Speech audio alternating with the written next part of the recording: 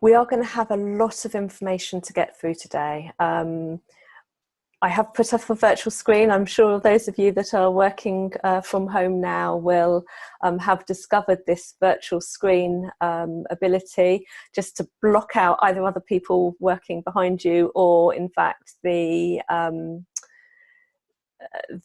messy playroom was one person that I had on a Zoom call yesterday. As I wave my hands around a little bit, they may look a bit funny. I will try and sit a little bit more static than I do normally. But please just bear with me if strange things happen behind me. We are going to cover a lot of information today. We are going to cover furlough leave and redundancies. We're going to go through who can work and who can't work and what they can do. And we're going to then look at some of the intricacies that we know about around absence, annual leave, maternity, how to claim the money, that sort of thing. I am again joined by colleague Bobby Lane. He is the founding partner of Factotum. And he is very much a financial expert and will be answering some of your finance questions as we progress through today's webinar. There is a Q&A window at the bottom of your screens. If you've got questions, please pop them in there. I'm going to try and ignore that while I'm talking. We fielded about 40 questions the other day, which was unbelievable. But I need to focus on getting some content out first. And then what I will do is pause and open up that Q&A and try and answer them live for you so that everybody can see and hear those answers.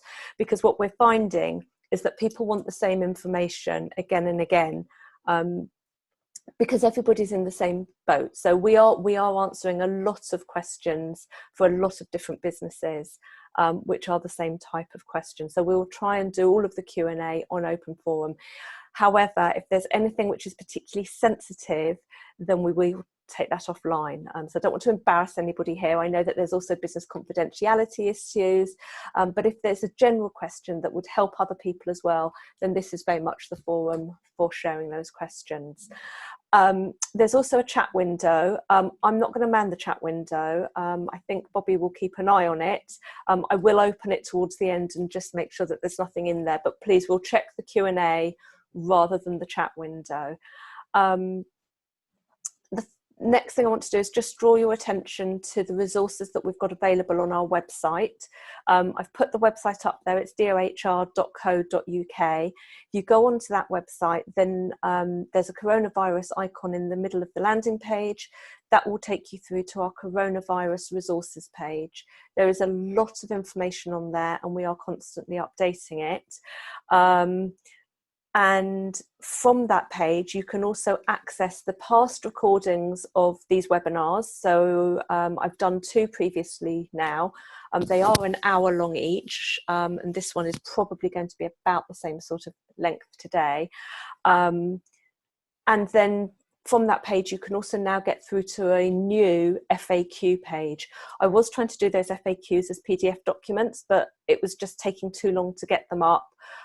So we've got an FAQ page where you can go through, look at questions, look at the answers to those questions, and we are updating them. So even last night, ones which had previously said, we don't currently know, or we can't give you a definitive answer on that now, have been updated given the update that came out late last night on claiming wages for the coronavirus job retention scheme. So thank you again for taking the time to join us this morning. This is being recorded, so we will get the recording up as soon as we possibly can after today. I'm conscious it looks like I've got an ear missing. I'll see if I can just adjust myself a bit better for that. And yeah, I'm going to start on the content, and please bear with me. Some of it will be more relevant, some of it will be less relevant to you as we go through. So, okay, so I'm just going to very briefly talk about furlough leave again. Furlough leave is a new term which has been introduced in the UK as a result of what we are living through at the moment. It's a concept which existed in the US previously. It's been borrowed and made our own for the purposes of dealing with COVID Covid-19 here in the UK and in an employment setting. So a furloughed employee is somebody who is on an unpaid leave of absence. They are on an unpaid leave of absence. What has been done as well as that furlough leave is there is a job retention scheme which has been introduced. And that job retention scheme allows employers to pay their furloughed employees some money that they wouldn't otherwise be able to pay them. So there are two concepts which are being a little bit confused here. There is the concept of furloughing employees, and then there is the concept of paying them for that furlough. And that payment is being made under the job retention scheme, which the government are currently running for 3 months. So March, April and May. And I'll explain a little bit more about that later. But the first thing in your mind, I guess, is just to separate those two concepts so that there is a difference between whether or not you're asking somebody to take a leave of absence and then looking at how you go about paying them. So that's the first thing to say. The job retention scheme, so the money, is the bit that most people are interested in, surprisingly, or not surprisingly. The job retention scheme is open to businesses, to charities, and to some public authorities. If you are in the public sector, you must get guidance because it depends where your funding comes from. So I'm not going to talk about that right now. What I am going to say is that also, if you've got agency workers through a recruitment agency on site with you, then it's going to be really important that those people are included in the funds available. The money is available for them. So the scheme we are expecting to be up and running, money to be coming back to you before the end of April. But you need to pay March payroll in the normal way. But you can pay that at 80% of the salary that they would have got, for example, in February.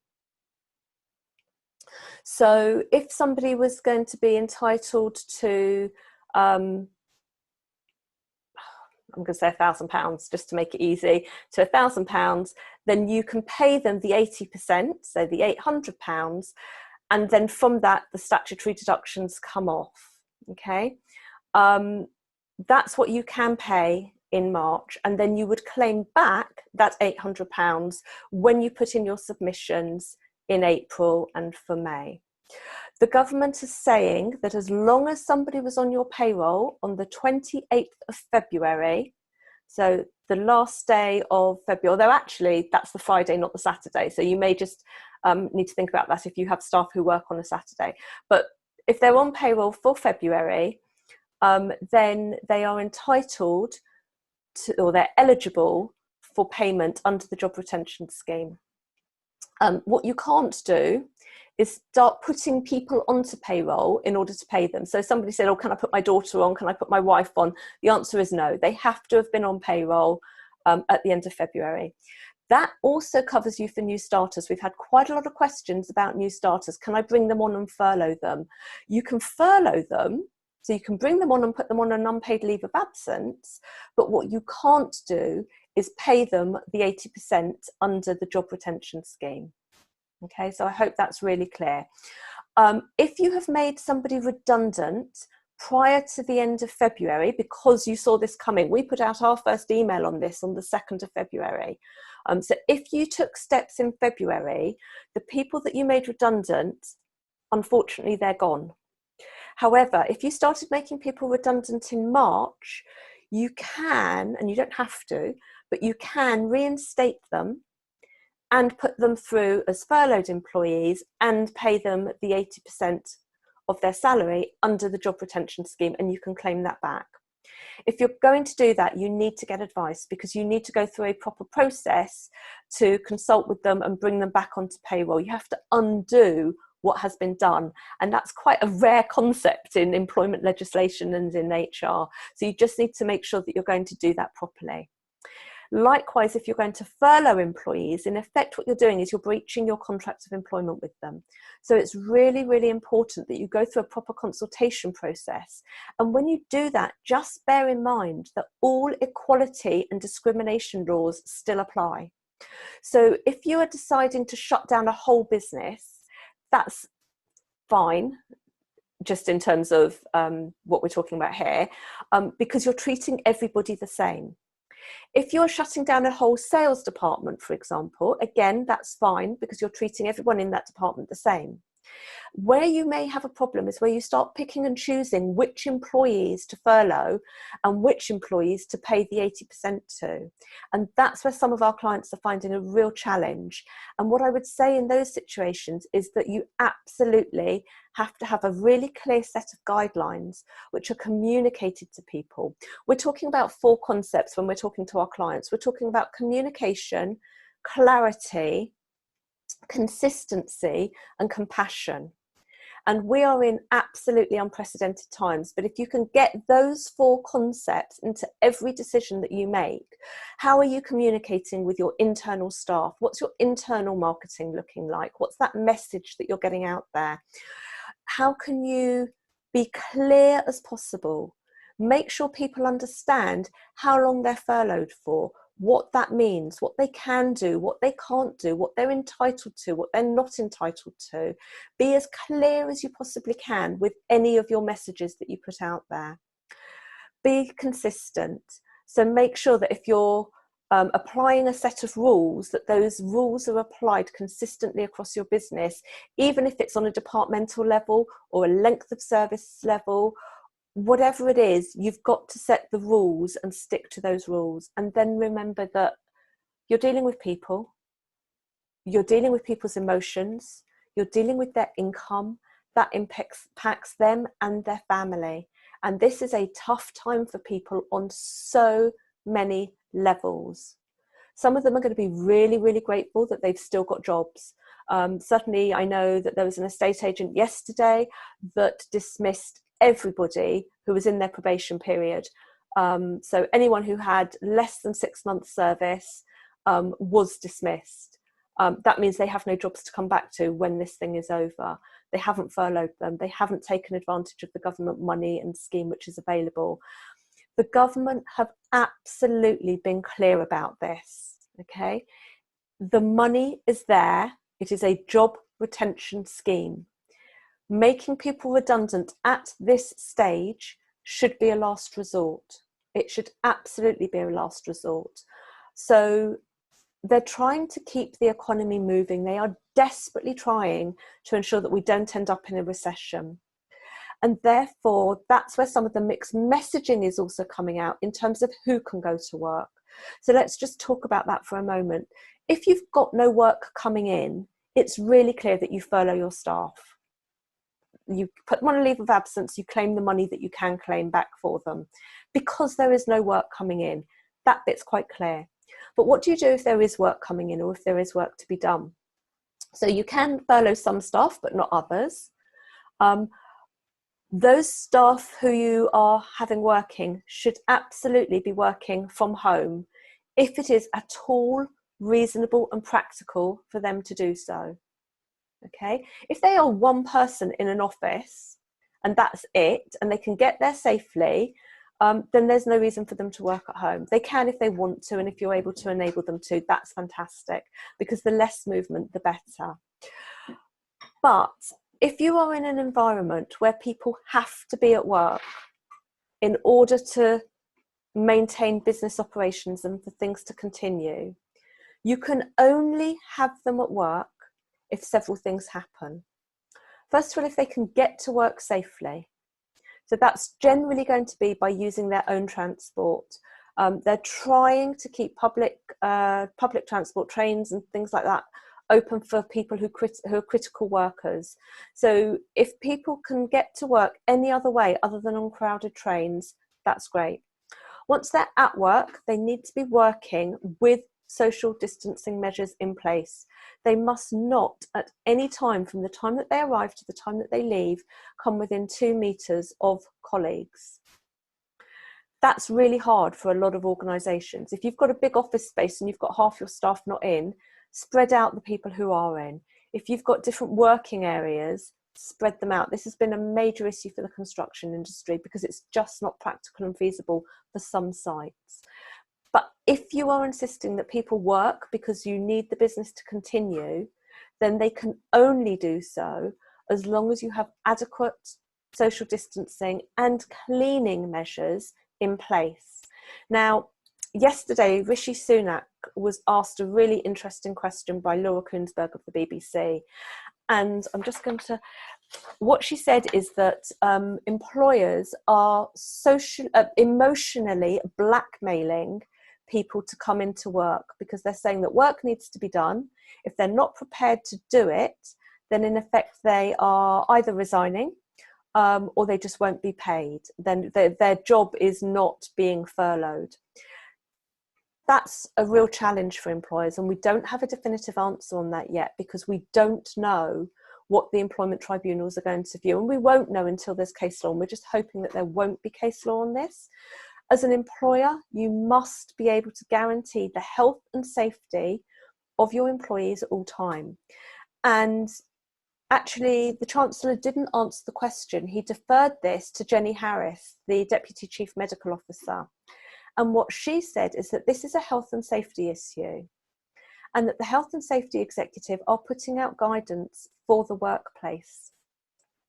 That implies that if an employee is not happy about the health and safety of their working environment, they will have recourse not through employment legislation as such, but through the Health and Safety Executive, and they could report their employers through the Health and Safety Executive for insisting that they come into work. That could then open up a health and safety investigation. How many of those investigations they're going to do at this time and period in time, we have no idea. But you really don't want your business to be on their radar for all the wrong reasons. So again, I can't tell you what to do with your business. Where possible, your staff should be working from home. But the government have said very clearly that they do not want to stop the economy moving.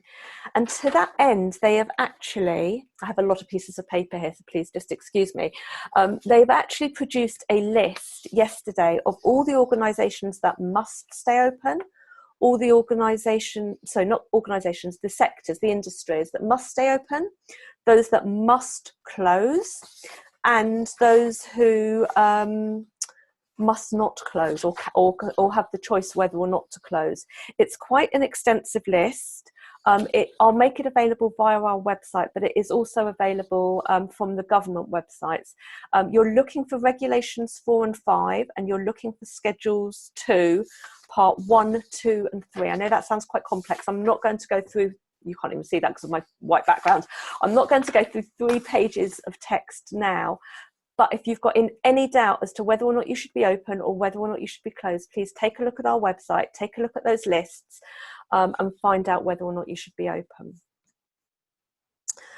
That brings me on to what furloughed employees can and can't do. And we've had a few questions around this. If somebody is furloughed, as we said at the beginning, it means they're on an unpaid or they're on a leave of absence, whether it's paid or unpaid. Comes down to the job retention scheme, but they're on a leave of absence. That means they are not supposed to be doing any work for your business whatsoever. However, yesterday we did see 2 terms that came out, and this will answer the question for some of our clients. Some of our clients have said, can they do training while they are on furlough leave? Can they do volunteer work for us while they're on furlough leave? And we've kind of been a bit vague up until now. So the official wording, it says a furloughed employee can take part in volunteer work or training as long as it does not provide a service or generate revenue for or on behalf of your organisation. That means they can't volunteer to answer the phones, because then what you're doing is providing a service to your clients and your customers. If they're answering the phones or they're responding to emails, they are providing a service. They can't do that. What they could do is some personal training to ensure that their skills are up to date, that they are not wasting their time, that if they need to recertify, that they can get their certifications done. Those sorts of things can be done. But if, for example, a worker is required to complete online training, and this might be for sort of a certification thing or a first aid qualification or something like that, if they are furloughed, then you must pay them at least the national minimum wage for the time that they've spent training, even if that is more than 80% of the wage that's being subsidised. So they'd get their furlough leave and they would get their job retention scheme 80% payment. But if they are doing training, then you need to pay them for the time that they are training, and that cannot be claimed back from the government. Okay, so that's a little bit of clarity on that one.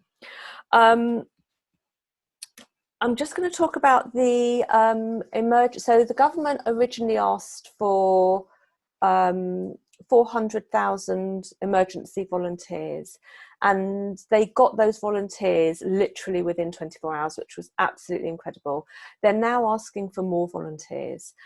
Those volunteers are legally entitled to time off from work in order to go and fulfill that emergency volunteer commitment that they've made. Now, that's only if you've got more than 10 employees within your business. So if you're a really small business and you're continuing to function like we are, then the staff can't apply for the leave of absence under this legislation. If they've been accepted, they will be given a certificate by the NHS, I presume, maybe the government, to show that they are emergency volunteers, and it will have the start date and the end date of their volunteer period, and it could be for a week of 2, 3 or 4 weeks within a 16-week period. So they can do more than one stint, but there will only be one period of either 2, 3 or 4 weeks within a 16-week period. They only need to give you 3 days notice of the start of that work, and it is unpaid. Okay, there is some information about that on my website at the moment. We will probably update it, but it's not something that's been spoken about. Obviously, everybody's heard about the call for volunteers, but they haven't looked at what happens when those volunteers are still in businesses that are required to continue to function. So that's well worth me just signposting and for you to take a look at. Just going to talk a little bit about people who are on sick leave. So again, the government have put out a little bit of clarification about this. If an employee is on sick leave because they've either got COVID-19 or they suspect they've got COVID-19, or for any other reason, because remember, people do get sick normally outside of all this. So if they are on sick leave, they are on statutory sick pay or company sick pay, okay, depending on their contract of employment. That is normal. When they come off that sick leave or sick pay, you've then got the option as to what you do with them. They either come back to work if you are operating, either working from home or working safely at your site, at your location, or you can furlough them. Okay, so you can furlough them at that point, but if they're on sick leave, you leave them on sick leave at the moment. Then there is the group of people who have been told to shield. So employees who are shielding in line with public health guidance, they can be furloughed. So the 1.5 million people who should by now have had a text message or a letter or an email from their doctors, their specialists, their local hospital, or even from their local clinical commissioning group, and they're being told to shield in isolation for 12 weeks, those people can be furloughed. So there is a difference between people who are self-isolating for a short period of time, usually no more than 14 days, and those people who have been told to shield for 12 weeks. I know that was one of the questions that came in earlier, so I hope that's clarified that for you. maternity. If somebody is on maternity leave, they are entitled to stay on maternity leave, and they are still entitled to their normal pay as they would be without COVID. So in the pre-COVID world, they were entitled to up to a year's leave, and they were entitled to generally 39 weeks of pay, 6 weeks at 90%, and then the remainder at statutory maternity pay, unless you've got a company maternity scheme. And this applies not only for maternity, but for adoption and also for shared parental as well. So if you've got a company scheme which is more advanced and gives them more money, then you can claim that additional money back through the job retention scheme. But the statutory payments are still being made, and you, as an employer, it's business as usual for those people. I've been asked probably about 4 or 5 times this week whether or not people who are on maternity leave can be made redundant or can be furloughed. So as I said, they can only really be furloughed if you're paying them over and above statutory. We would absolutely say to you, do not make people who are on maternity leave redundant. It's opening yourself up for an employment tribunal. They've got a lot more protections than anybody else within your organisation right now. And you should only be really taking a decision what to do with those people when they are coming back off maternity leave. Or adoption or shared parental, as I said. You can't discriminate against them. You can't do anything to them that you wouldn't do to the rest of your staff. If you're making all of your staff redundant and shutting down your business, that is different. If you are making a whole sales team redundant and this one person is in the sales team, and the person who's on maternity is in the sales team, you still can't make that person redundant until they return from maternity leave, because there may be other jobs that they can do in the business at that time, and you have to look for a suitable alternative for them. So please, if you've got anybody that is pregnant, please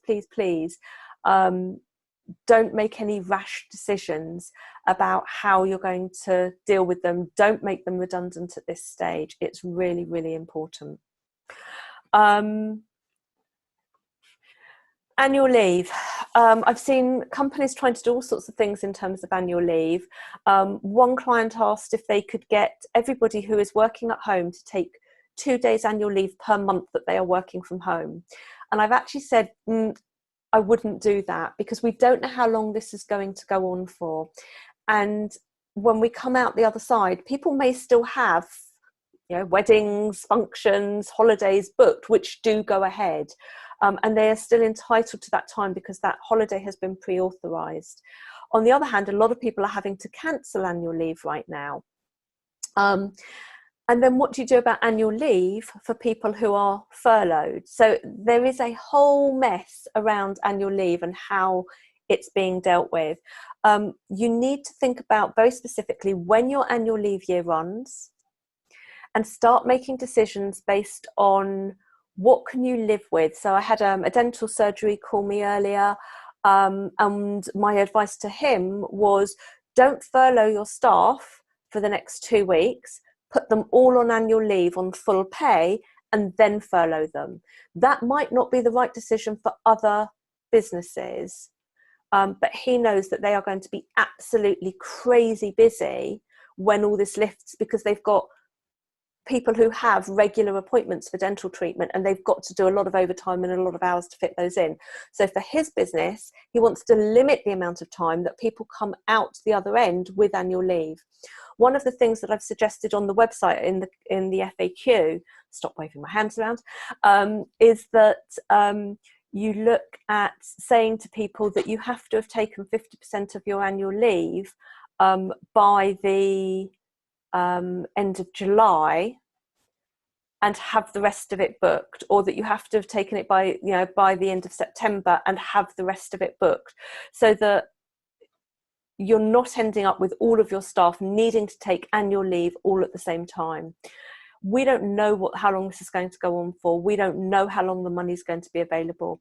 I've got another client that's actually, they are earning too much money. So they're on 50 or 60,000 pounds each, the employees, and therefore the furlough, falling into my own trap there, the job retention scheme money is really, really low.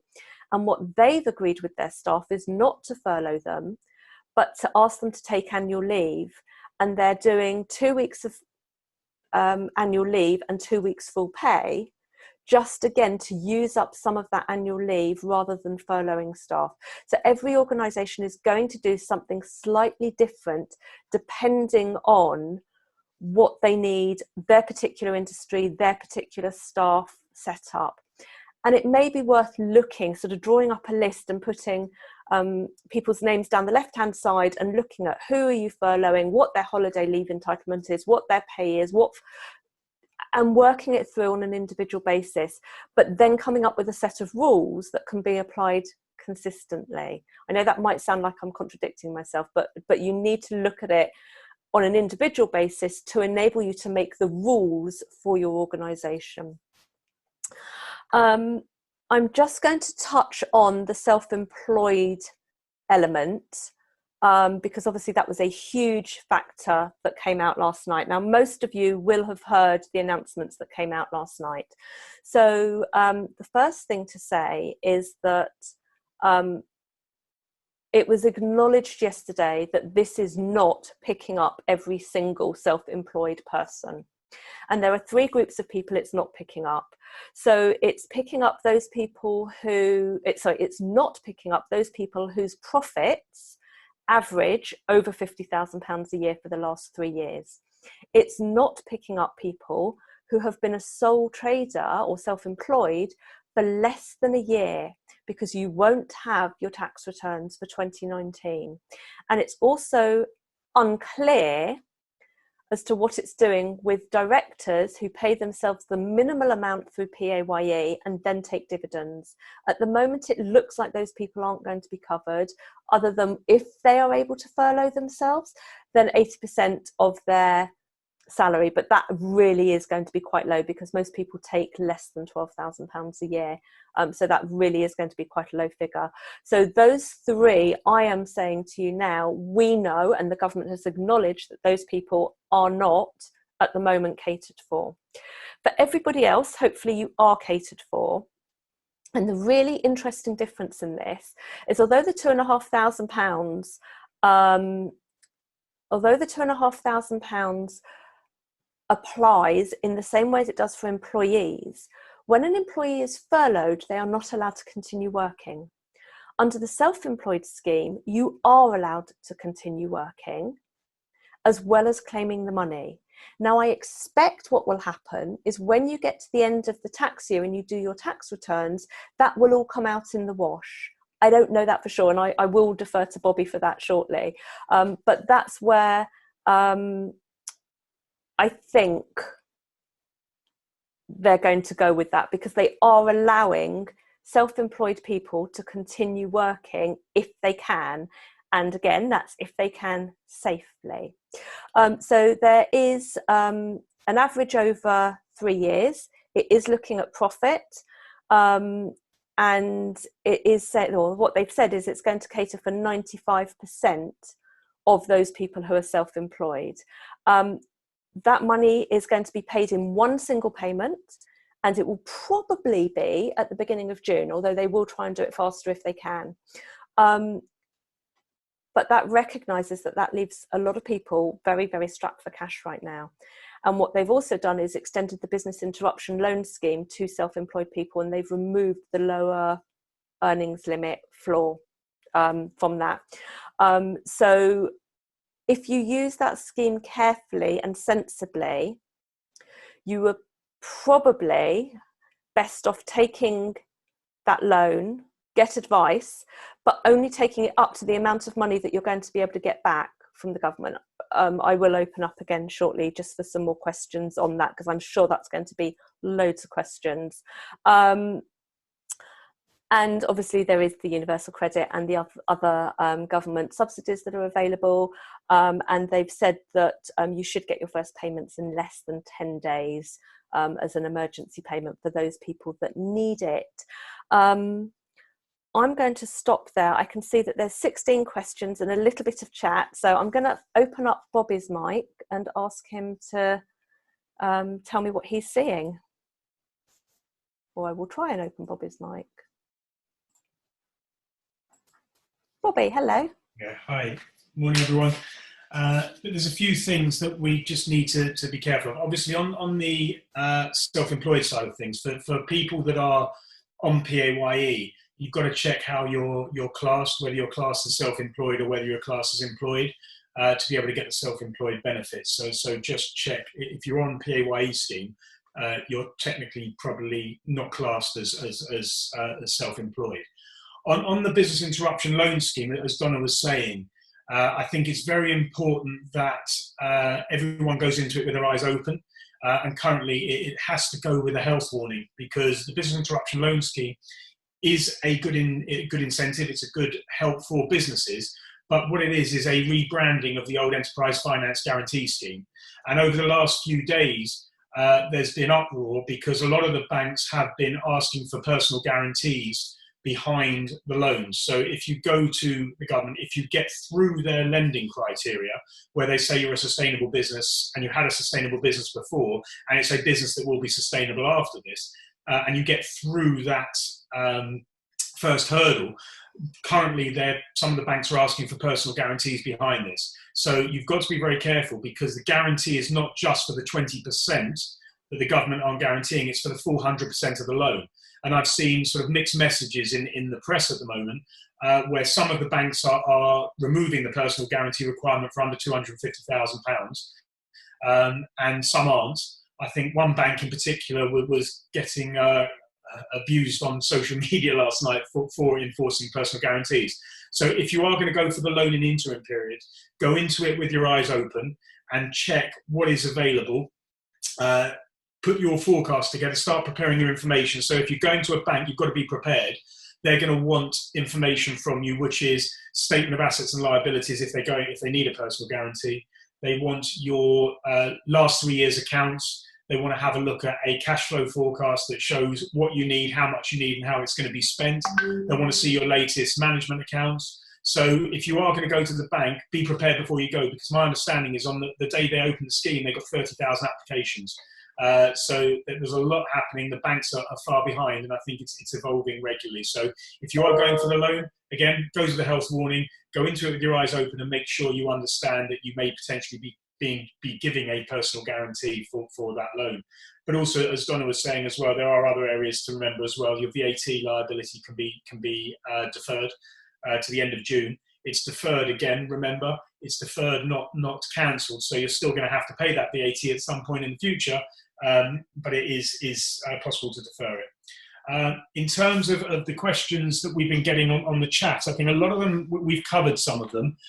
There was one question that wanted clarity on something we said earlier, which was, if you've got a starter that was due to start in April, can they be furloughed, or only if they were on payroll since the 28th of February? Okay, so as I said at the beginning, I think this is Adam, you have to separate the concept of furlough and pay. So yes, they can be furloughed, but they're not then entitled to any payment under the job retention scheme. So you can put them in effect on an unpaid leave of absence, but they're not, you can't claim the 80% of their salary because they weren't on your payroll as at the 1st of March. Okay, and Paul, just going back to the VAT issue, has just made a very good point. If you are going to take advantage of not paying your VAT this quarter, obviously, if you're due a refund, that will still come through. But if you have a VAT bill and you're choosing not to pay it, remember to cancel your direct debit with HMRC, because otherwise they'll take it out automatically. So that's a good point from Paul Simmons there. And just to add to that, I have done exactly that on the advice that I've been given. And I've then had an email through today from HMRC saying your direct debit has been cancelled. Please ensure that you have other methods of payment in place for meeting your VAT commitments. I think probably the advice there is to ignore that. That's probably an automated email. Yeah, it is. I think we've also just been asked a question by Joe. Can an employer pay the full salary if the employee has been furloughed? Yes, they can, but the maximum amount that they can claim back is that 80%. And just to say something else with that 80% does its basic salary. So it doesn't include bonus or commission. It is just the base salary. I'm going to just take some of the Q&A questions because there are 23 there now. So is there anything at all for 0-hour workers? So 0-hour workers are on PAYE. They are exactly the same as full-time and part-time employees. And the way in which they're calculating the 80% for those people is to look at what they earned in the same period last year, or what they earned in the last 12 months, or if they haven't been employed for the last 12 months, the average of all of their earnings with you. And that's the basis for which you work out the 80%. And I'm just checking, it's the higher of those three figures, as far as I know. But that is the basis on which they are calculating that. Oh, so that just went to answered. Okay. So Charlotte says, what constitutes not, sorry, there was another bit of that question. Hold on, sorry. Most, and recent freelance workers who have not yet done the tax return. So those are the people that Rishi Sunak said very specifically, we can only look after those who we know about.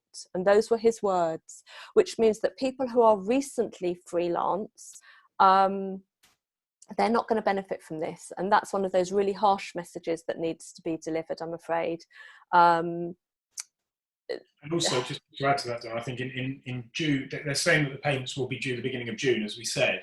And it's going to be calculated, they're setting up the scheme at the moment, and it's going to be the revenue that are going to calculate it, and they'll be contacting the self-employed workers. So if they don't know about you, you haven't been putting in tax returns, it's going to be very hard for them to be able to get through to people. Yeah, so that's going to be the situation with those people, Barbara, I'm afraid. What constitutes not working whilst furloughed? Can furloughed workers keep in touch with clients? The short answer to that is no, because that is representing you providing a service.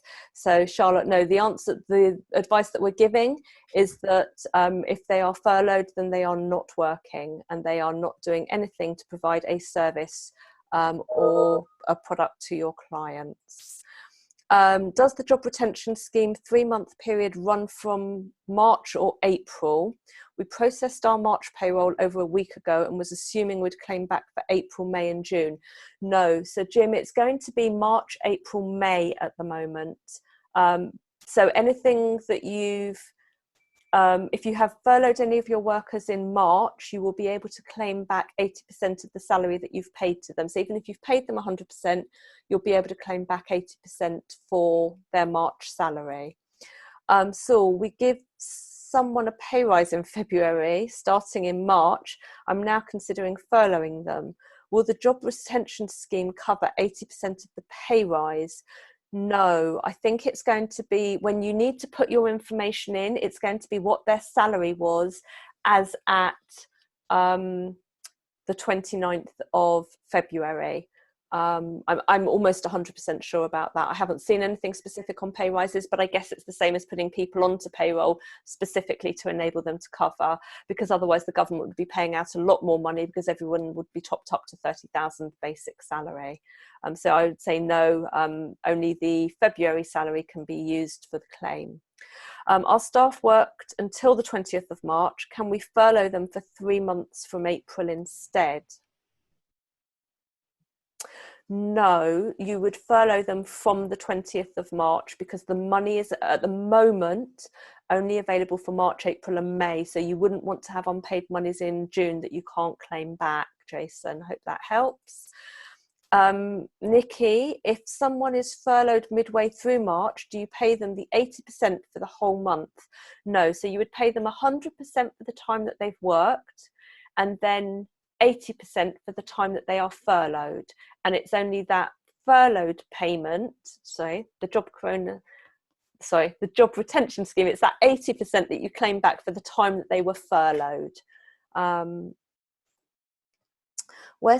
Simon says, where staff in hospitality are receiving service charge tips on their payroll, will this be included in the 80% calculation for furloughed workers? My gut says if it's going through payroll, then yes, but you've got the trunking system. Bobby, do you have a view on that? Yeah, well, it depends how they're running their tips, because some will be on a trunk and some will be through a normal payroll. I think it's going to be interesting because, they've excluded commissions from certain areas. It's base salary. So I don't know whether it will just be based on their base salary or tips. But if they're on a trunk and they get a regular trunk, they might be able to take an average of that. But remember, that changes every month based on what the number of covers are and what the restaurant's doing. So again, whether that will be classed as commission and excluded, we don't know. We'll have to look at the detail. So again, no detail on that currently. So at the moment it says fees, commissions and bonuses should not be included. Yeah. That's the actual specific wording that we have at the moment. I'm not sure whether they'll class tips as commission. Or whether, but if it is being run through a trunk scheme, that's going through a separate payroll. So it might be, you might be able to reclaim that as well. But again, we'll have to wait and see the detail on that as well. So someone who's anonymous, that's absolutely fine. We don't want to make any employee redundant and are planning to reduce the working week from 37.5 to 30 hours. What is classed as reasonable communication period before we can implement? So this is a really good question, because in effect what you're doing is a change to someone's contract of employment. So you can only do it if you've got consent of the employee. That's the first thing. The second thing is that you're meant to do everything with reasonable consultation, and normally it would be an amount of time equivalent to the notice period that somebody would be entitled to. So they have the opportunity to say, actually, I don't want to do this, therefore I'm going to resign. This is an exceptional situation, and therefore what we're saying is take all reasonable steps to consult properly. This is where communication is absolutely vital. And if you're going to do it, you've got to get everybody's buy-in. They need to sign a letter to say that they're happy to do it. And what I would advise is that you do it until the end of April, and you tell them that you're going to review that situation probably week commencing the 20th of April, and that you will then confirm what the arrangements will be in place for May and give people options rather than insisting. But if you're reducing people's hours, it's going to depend on what people are actually earning, whether they would be better off being furloughed or better off reducing their hours. So you just need to look at that on an individual basis and make sure that that's not affecting anybody. The other thing to just say is that if you are reducing people's pay and hours, make sure you reduce their hours, not their pay. Because otherwise you've got the risk, depending on what they're earning, that they may not have national minimum wage levels in there. So just make sure you run your calculations. If they're high salary earners, that's different. But if you've got low salary earners, you need to be really careful to make sure that they don't drop below the national minimum wage level. What's classed as reasonable communication period? I would say a couple of weeks. If you can't do a couple of weeks, I would say at least a week, but ideally I would go for 2. Can we furlough a 0 hours employee? Yes, you can. They are still an employee, they're still on payroll, they will still have had average earnings over a period of time. So yes, they can be furloughed.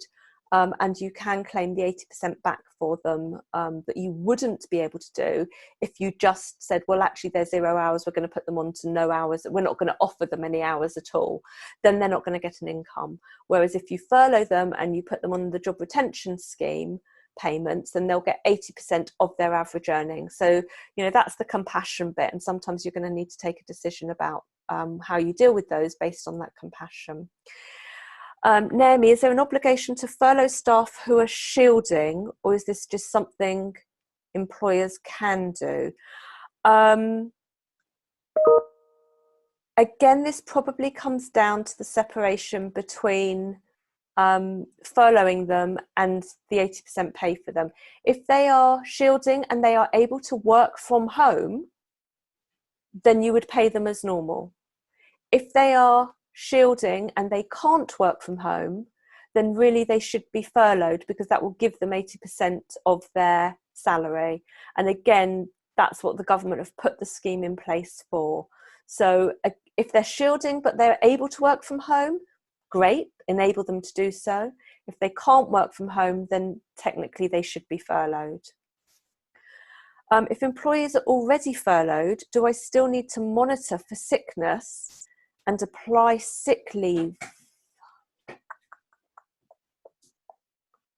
Bobby. That's a good question. Yeah. Sickness and apply sick leave. I think probably not, because if you are paying them 80% of their salary, they're already getting more than they would through the SSP scheme. But yeah, the SSP schemes are obviously only paying the minimum SSP and the amount that's being covered. I'm not sure. I think we'll have to look into that one. It's a good question. Haven't seen the answer on that one, but I think if they're furloughed, technically they're not working, but they're still employed. So you would have to see if they're sick, but they're not going to get SSP over and above the furloughed rate, if that's the question. It may be a... I think we'll have to look into that one.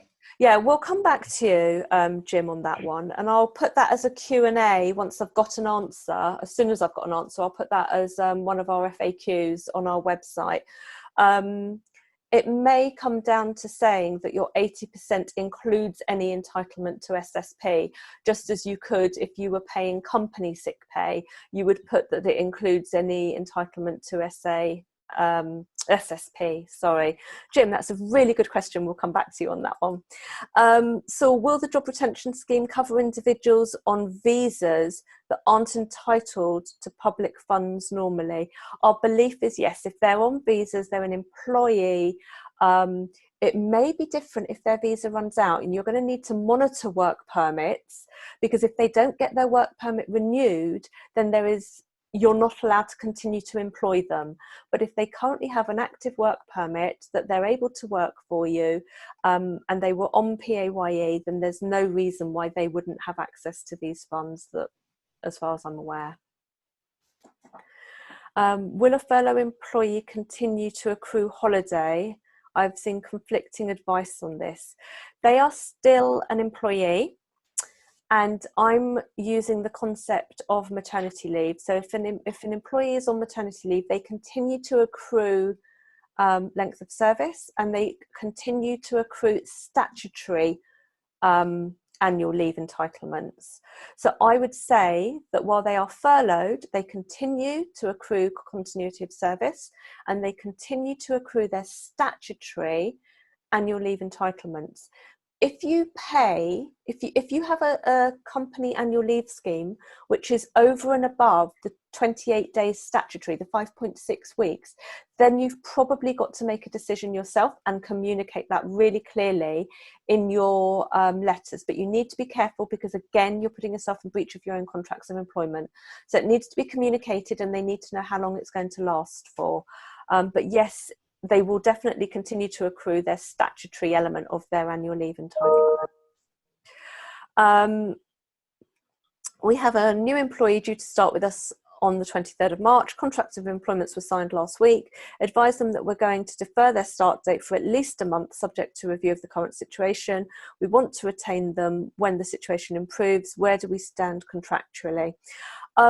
Two choices. You can either postpone their start date, which is fine, or you put them on payroll and you furlough them. But if you furlough them, it's without pay.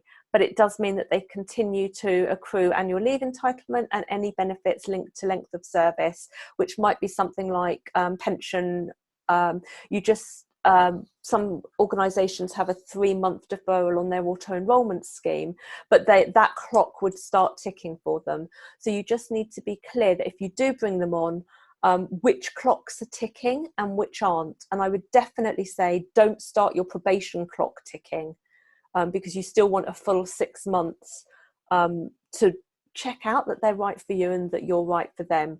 So some of the other clocks will tick, like length of service and annual leave and auto enrolment, and possibly also if you've got things like healthcare or critical health, but probation definitely put on hold.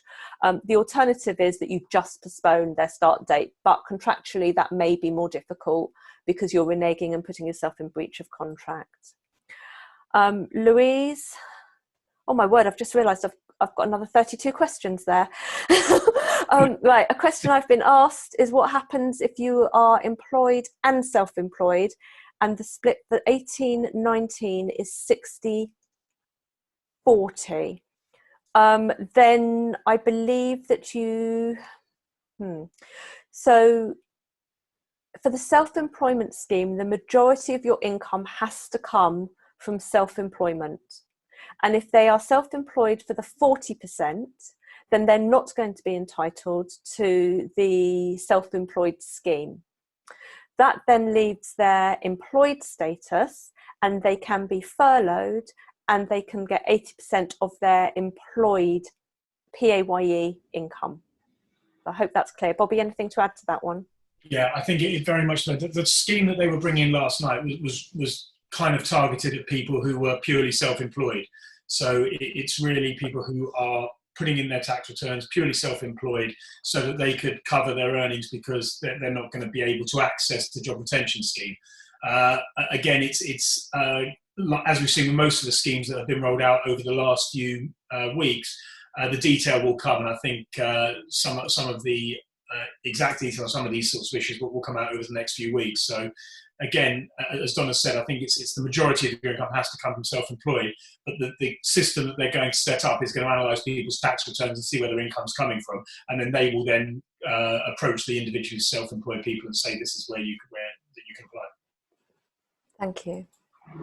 Can I have half of the staff furloughed as long as there is no work and keep the other half to keep the business running? Yes, absolutely. The one thing I would say, and I said it earlier, is make sure that you're not discriminating in any way, because all equality and discrimination laws are still in place. So if you're making a decision as to who to do what to, then you must take that into account. You laugh. Yeah, it's true. No, I'm just saying you've got to still, I think that the thing that we're, as advisors most scared about at the moment are businesses making knee-jerk decisions, panicking, and just using COVID-19 as a reason to get rid of a whole load of people without thinking through and following proper procedures. And the thing that we're most concerned about is having to, when life does return to normal at some point in the future, having to deal with the fallout of some of the decisions that people have made by not following proper procedures. So I'm laughing because I think people need to make sure that they focus on the right procedures, follow a procedure, and don't just think, well, I can just use this as a reason to not follow government guidelines. I think your point that employment laws, proper business rules still apply, and don't panic, don't make knee-jerk decisions that could end up having serious implications in 3 to 6 months' time. Lovely, thank you. Yes, there will be a recording of this, Graham. As soon as I can work the technology, it will be up on the website. The previous 2 webinars are up. This is the 3rd in the series, and it will be put up, if not, well, hopefully by the end of the day. It depends how long it takes me to crunch the files. Oliver, is there a system for employees on 0 hours contracts who do regular hours and work? Yes, as I said before, they are absolutely covered. They're on PAYE. It's going to be 80% of their earnings, their PAYE earnings over the last year, and that will be used to calculate that figure. Are employees on a Tier 2 visa who are paid through PAYE eligible? Yes, we believe they are, as long as their visa is still valid. Farine says, do we have to pay the employees who go into self-isolation for 2 weeks and the resign and then resign and have a notice period of 1 month. This is for a casual worker. How would the payments work? Right, so this is very specific. Let's have a look. How do we pay? So if they're in, you can only work on the basis of what you know at any period of time. So if they go into self-isolation for 2 weeks, they receive SSP. That's the first thing to say. They then resign and have a notice period of 1 month. So under normal circumstances, someone would come off their sickness and they would come back to work for a month. If they are working for that month, then you are going to need to pay them normally. Or you need to furlough them and they get 80% of their average pay that they've had through payroll in the last year. Yeah, no, I think that answers the question. So yeah, that's how you would deal with that person. But that notice period still does apply.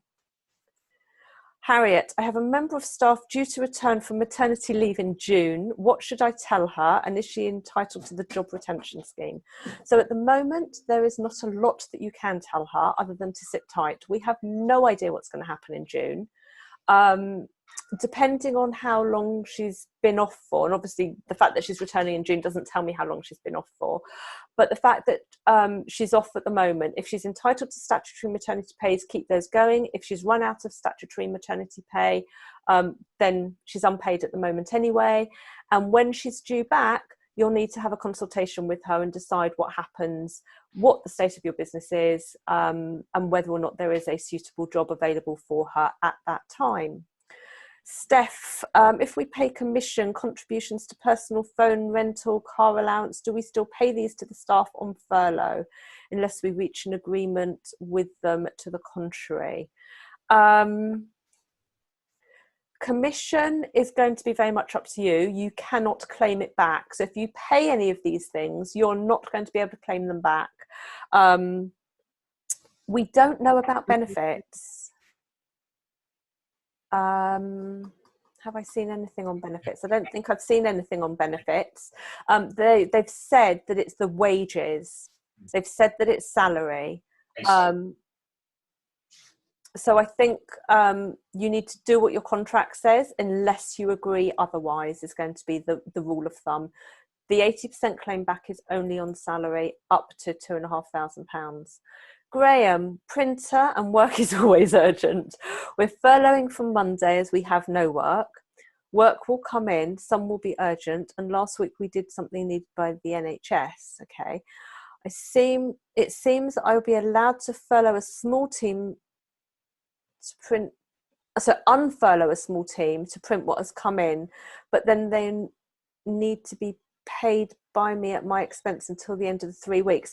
So yeah, so that's one of the things that the government has said, that there is you're furloughing, you can only make a furlough application once every 3 weeks, which means that you can't have people going on and off furlough.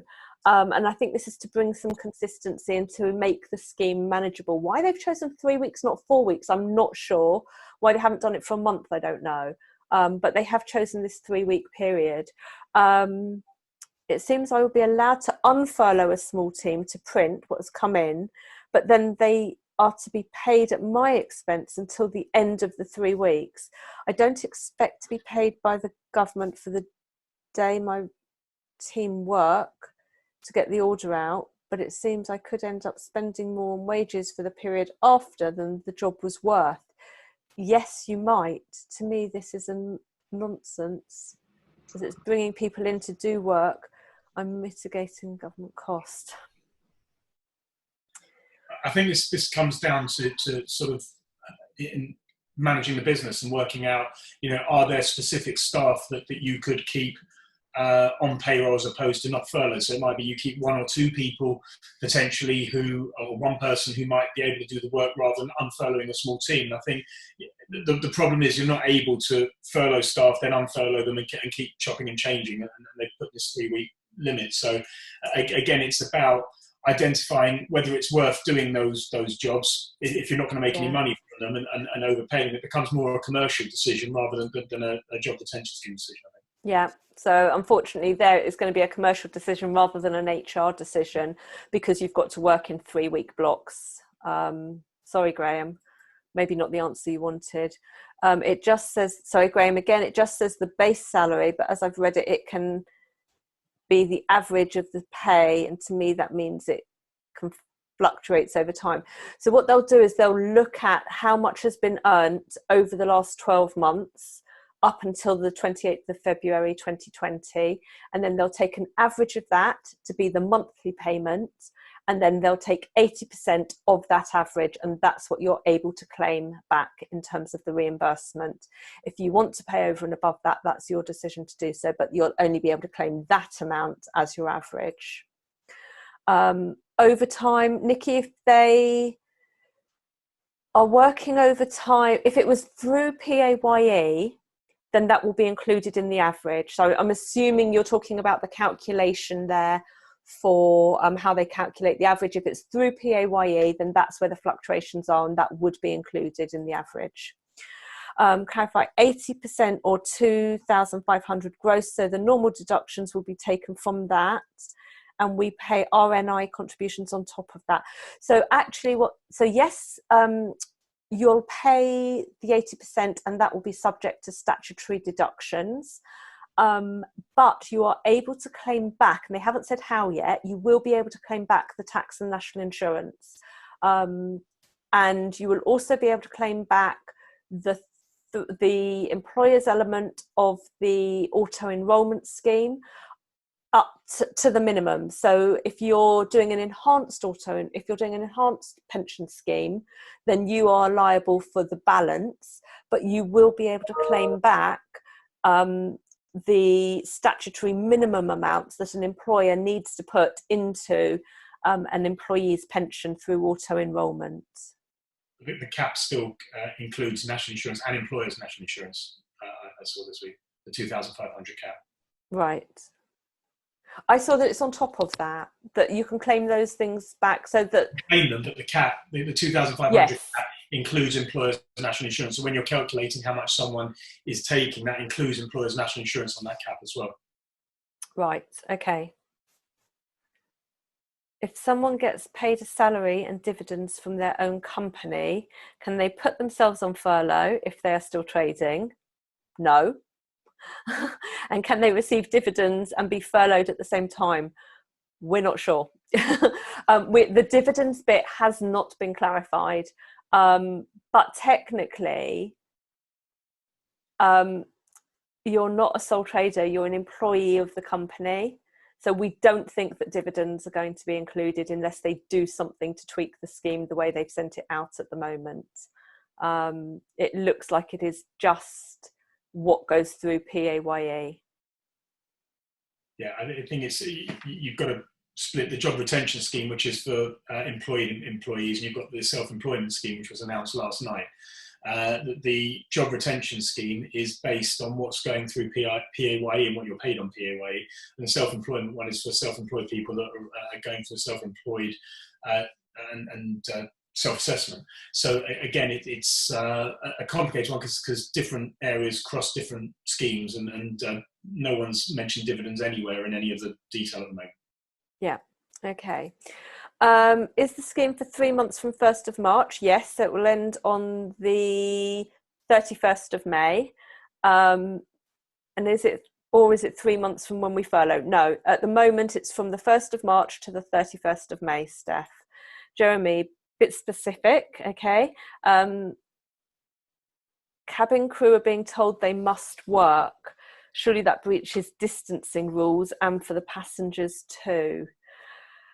I know why you're asking the question.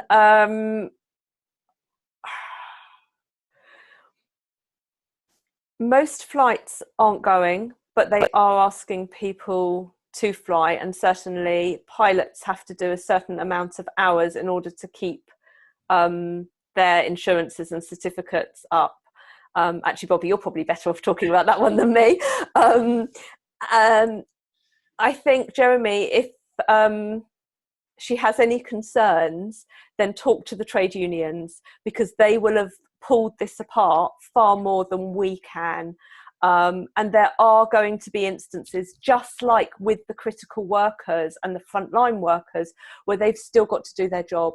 So people are still being repatriated. I know that BA have asked the Peruvian government to allow 3 more international flights, 3 internal flights. There are going to be cabin crews involved in that.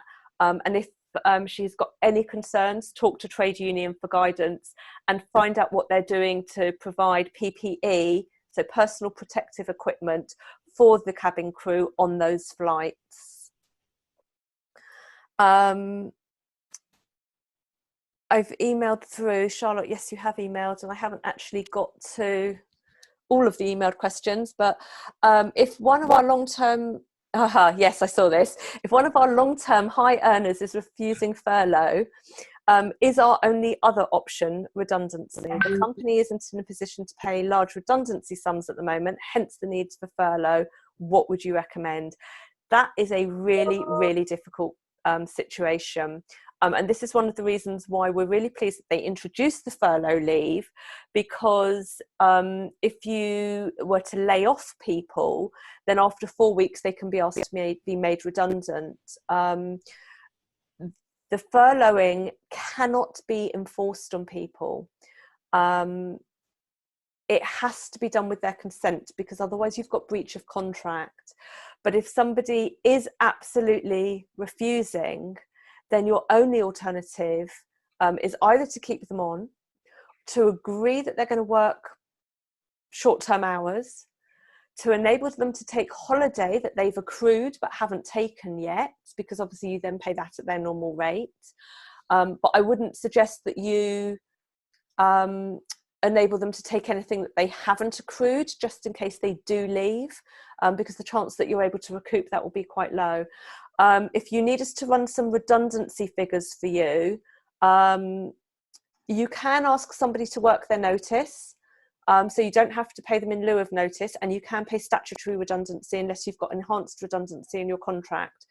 The rate for redundancy is currently £525. It goes up to £538 in April. So anybody being made redundant now is going to be subject to that higher rate. And you need to look at the number of weeks redundancy pay, and that is based on their age and their length of service. It's the only part of employment legislation that discriminates based on age. So if you're over 41, 42, you are entitled to more redundancy weeks per year of service than if you're under.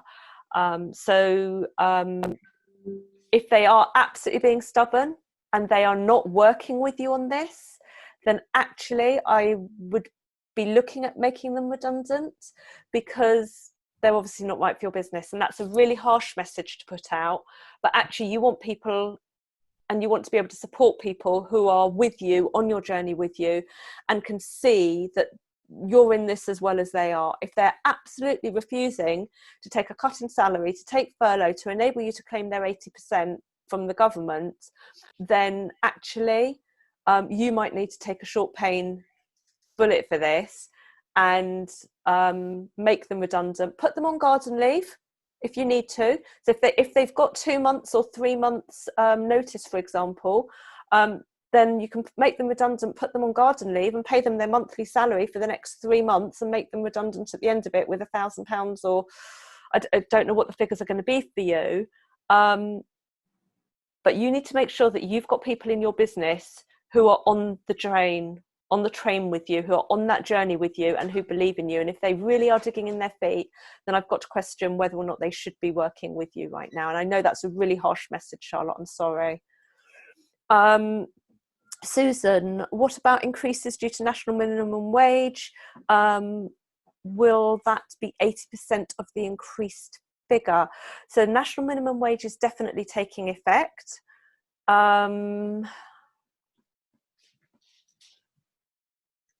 They're using the average salary, and therefore it may not take that into account. And I think that's probably the only way that you can fall below. Bobby, I don't know whether you've got... Currently the national minimum wage increase is due to be implemented at the beginning of April. Yes. And there hasn't been anything to say it's not being implemented. So I'm assuming that, given that it's still was announced in the budget and is still going ahead, that the 80% will be based on the new national minimum wage. If they're working out people's salaries, sorry, I'm just going to challenge you on that one, Bobby. Yeah. If they're working out people's salaries based on their average monthly earnings of the last year, so the 80. Well, it depends, because are they taking it over the average of the 12 months, or are they taking it on the salary on the 29th of February? Because I think they were different. Because if someone's base salary was on the 29th of February, they were on the national living wage, and then from April it's going up by in the budget, then surely it would be based on that new increased wage. I don't know. Susan, I will find out for you. That's one. It depends on whether they'd be taking that person on the average of what they've earned, or on what their current salary is, because I think there was some. But we've already answered a question that says if you gave a pay rise on the 1st of March, then it wouldn't be on that new pay rise. It would be, and therefore I'm thinking if that applies, then it's going to be on the 80% of the old figure, not the new figure. Although this is a statutory increase, so we need to find out. We'll find out for you, Susan. I will put that on the FAQ as soon as I have an answer for you.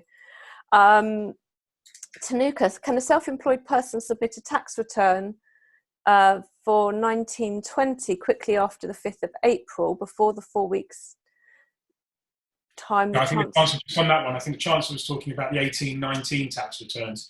He was talking about, because the 19 tax returns were due for filing the end of January, and he was saying for anyone that hasn't yet filed their January tax return for 18-19, he's giving them 4 weeks to get their tax affairs up to date. He's not talking about the current tax year. Yeah, so, and I guess, Tanuka, you're probably referring to somebody who is newly self-employed, and if they have just completed a year, or they're just coming up to completing a year, whether or not they could become on the radar of the HMRC. That is not what was implied yesterday. What was implied yesterday was that they're taking the 18-19 submissions, and that those are the people that they're offering this scheme to. Graham, not allowing the sales team even to respond to their clients from home is nuts, and not in accordance with the spirit of keeping business fit to start again after this is all over. During this period, customers will value the suppliers who look after them. I think it's very much a case of, you know your industry, you know your clients. We've got the wording. I can't tell you to go against that wording, but you've got to do the right thing for your business. Don't insist that your staff do something. If they're volunteering to do it, then they're volunteering to do it. The wording is quite clear, so you do need to be careful. But I'm not going to tell you how to run your business, Graham. Neil, as a director, we take dividends, so we only pay 80% pay. Can we include our dividend allowance? We don't know. Neil, I'm sorry, we just don't know at the moment. Simon, it is via trunk on the normal payroll. Back on the restaurant. Yes. We'll have to find out, I think, any specific details for restaurants and hospitality on trunk schemes, and see if that's classed as commission or if that is classed as pay. Okay, I've written that one down, Simon. We will try and find that and get that on the FAQ as soon as possible. To be included in the 3-year average. So you're talking, sorry, okay, Tanuka, you're talking about getting in the 1920 tax return for the year. No, so he has said that it is the 3 years ending 18-19, and if someone's had an amazing 19-20, unfortunately that's not going to count. They will take the average of the previous 3 years. Remember, it's up to 50,000 as well. It is up to 50,000, yes. If my company is shut down, stopped trading, and everyone, including me, is furloughed, can I still submit payroll while being furloughed? Yes, because that's a duty as a director. That's not a duty of an employee. That comes under your judicial duties. I think that's the right way to say the word. So yes, you are able to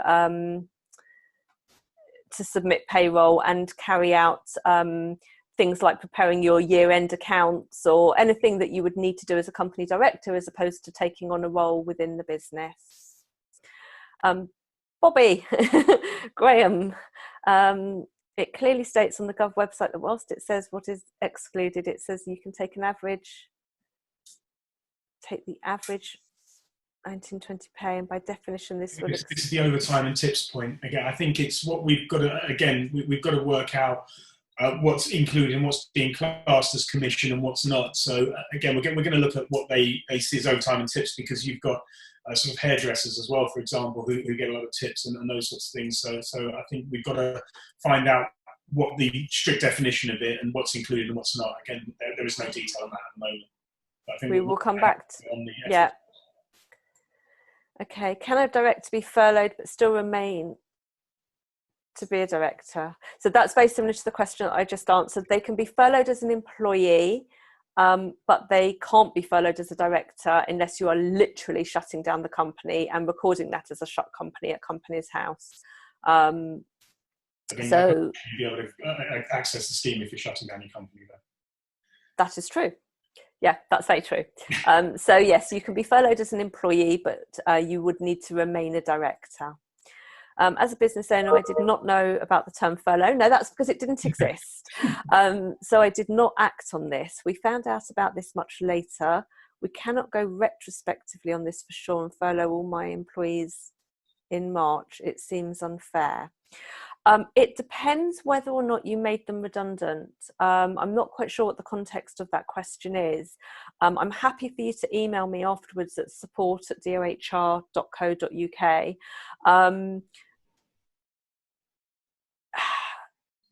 If you made people redundant at the beginning of March, then you are able to reinstate them and furlough them. That is very, very clearly what was said. This term did not exist. That's why you didn't know about it. It's not because you didn't do your research. It's not. It just didn't exist here.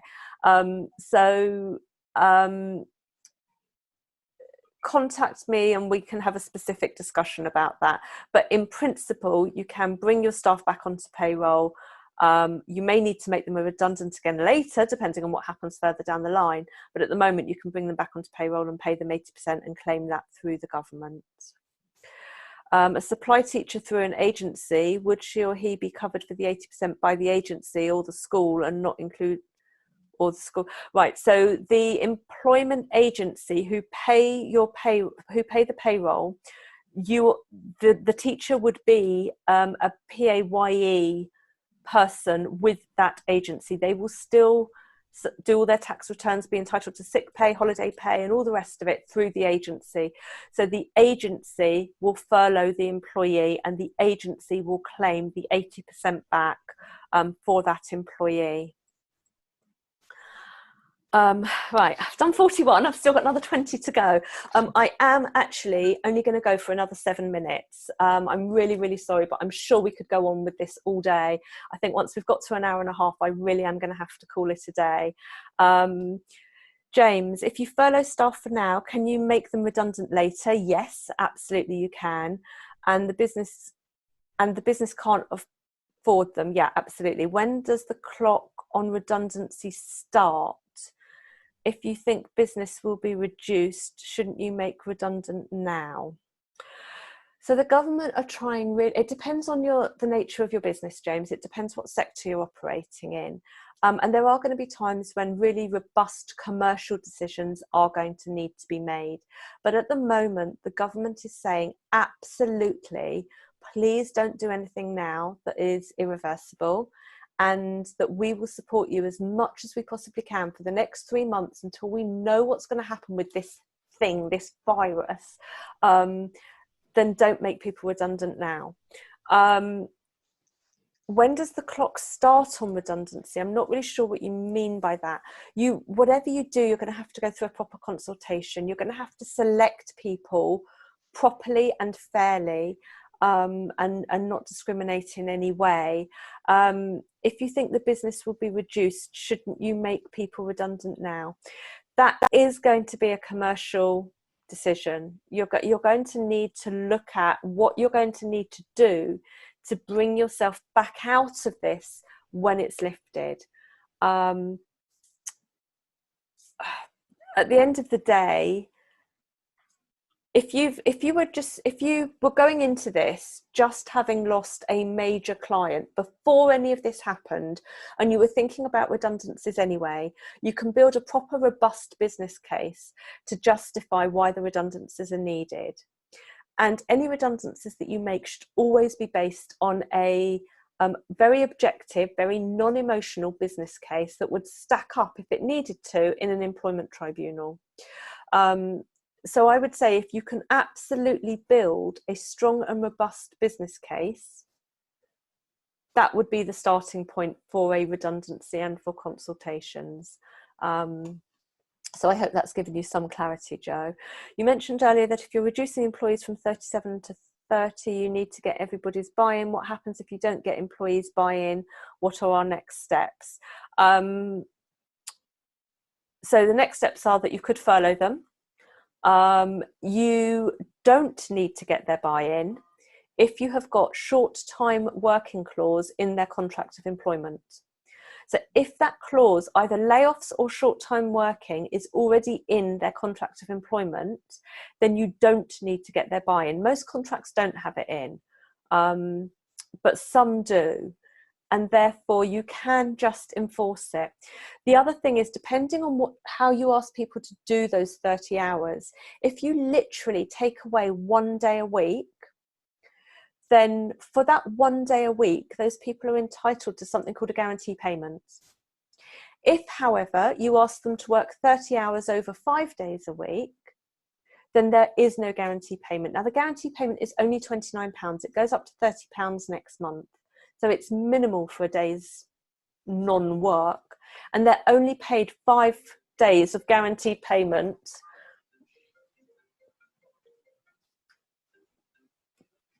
Sorry about that. They're only paid 5 days of guaranteed payment within any rolling 13-month period.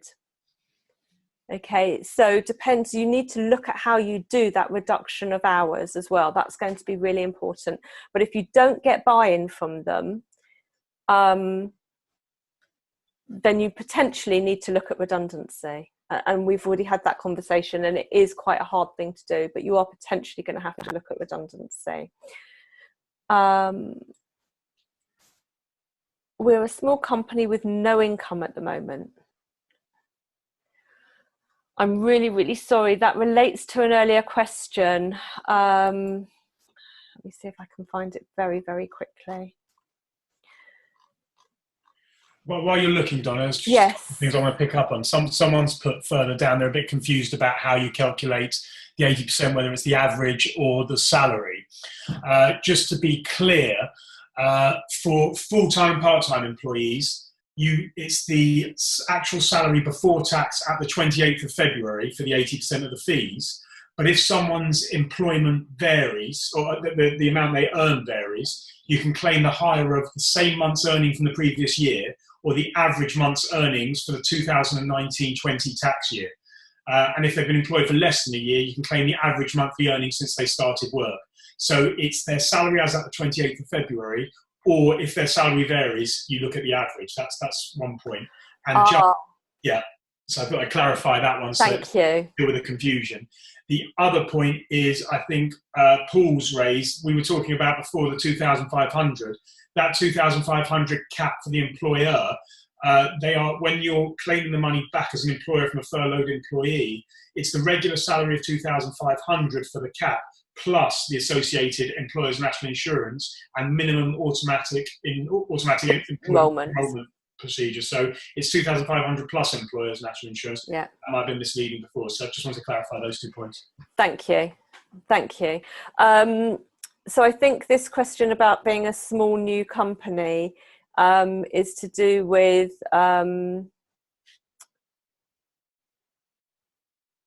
furloughing employees earlier in March. So again, I think we probably need to just take that one offline. If you want to drop me an email, I can answer that separately. Just a couple more. We've yet to furlough our employees. Some have been off at different times this week. We've processed the March payroll in full for everybody. Quite a lot of our clients are doing that actually, just because there is so much uncertainty. They are processing in full. Can we backdate the furlough to the last date they worked, i.e. confirm back to them the date the furlough started prior to the date of the official communication? Yes. So if you had a conversation and you said, oh, look, we don't need you this week, and you didn't officially furlough them, you can kind of turn that conversation into a furlough conversation. You need to talk to them. You need to confirm it in writing. What in effect you're doing there is that you are claiming back what you've been able to claim back for the period of time that they are not actually working, but you are paying them 100% for March. And then going forward in April, they're furloughed either at 80% of salary, or you claim back the 80%, but again, you top up that extra 20%. That's your choice with those people. But yes, because of all this uncertainty, if you have laid off staff, or if you've told them not to come in, or if you've had them working, different hours, but from the point where they have done no more work, that's the point at which you can furlough them. If a member of staff refuses to take mandated holiday in April or May, is this a valid reason for choosing that employee to furlough, even when part of a group that isn't being furloughed? If you are asking all staff to take holiday in April and May, and one person is refusing, then potentially, yes, you could furlough them. But you'd need to look at the reasons why they're refusing. If, for example, that person is getting married on the 1st of November and they have a 3-week honeymoon booked, and therefore they do not want to use their holiday entitlement now, then actually I wouldn't want to be trying to defend that in an employment tribunal. So you need to look at the reasons why somebody's refusing to take holiday. It may be because they recognise that they're going to need it later to look after children, for example, in the school holidays in the summer. It may be because they've got a holiday booked over Christmas and New Year, using up their holiday entitlement. So it's all very well for us to be black and white about this, but this is where I was saying you have to be compassionate. And you have to look at the reasons why people have got holiday booked later in the year and work with them as to what's the best thing on a case-by-case basis. I wouldn't just say, well, you either take holiday or I'm going to furlough you, or if you either take holiday or I'm going to make you redundant, because it wouldn't be seen as being compassionate. It wouldn't be seen as being necessarily the right thing to do. Most of my staff can work from home, fab. But massively reduced levels. I assume, therefore, I can't furlough them if they're able to do some work. So somebody said to me the other day, would you rather have all of your staff doing no work at all, or would you rather that they were working from home where you can't keep an eye on them and they're only doing 60% of capacity? And it depends on your business, but I would personally have people doing something rather than nothing. So if they are doing anything, you cannot furlough them. If you've only got enough work, if you've got 4 people doing the same job and you've only got enough work for 2 people, ask if anybody wants to be furloughed, or look at ways in which you can balance that out a little bit. And that might be by putting people onto short-term working, but paying them 100% because they're working, whereas perhaps 2 colleagues are being paid 80% for doing nothing.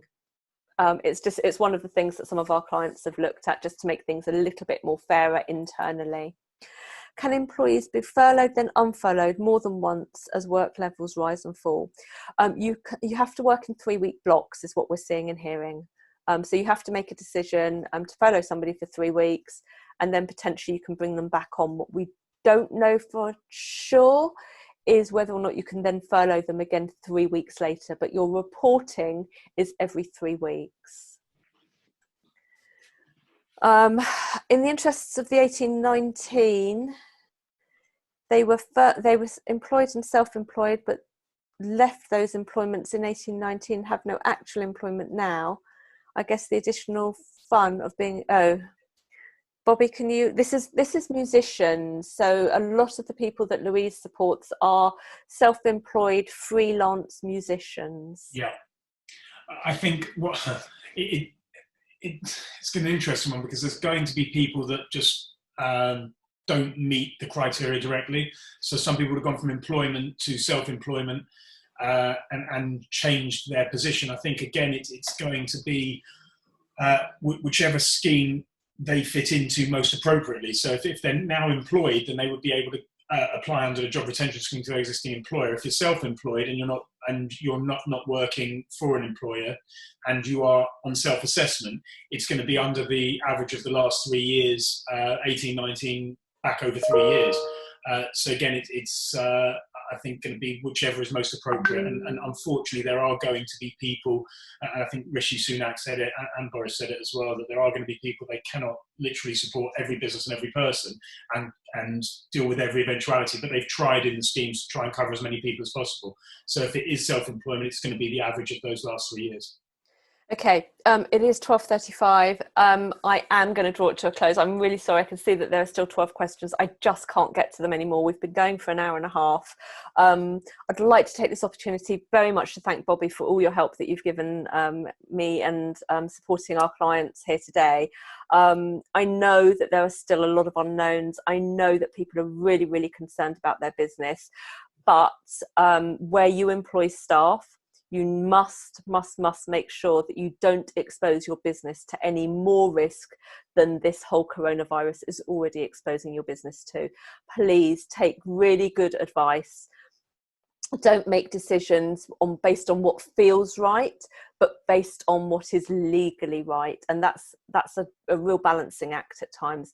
There is loads of information available on the DOHR website. Click through to the coronavirus page. From there, you can get to the FAQs. There are so many questions that still need to be answered. We will put some of the answers once we've got them on that page. Keep checking back regularly. I will run another webinar when I've got something useful to say. Until then, thank you very much. Goodbye from me. Please stay safe. And Bobby, thank you. Thank you, everyone. Have a great day and stay safe. Have a good weekend, people. Bye.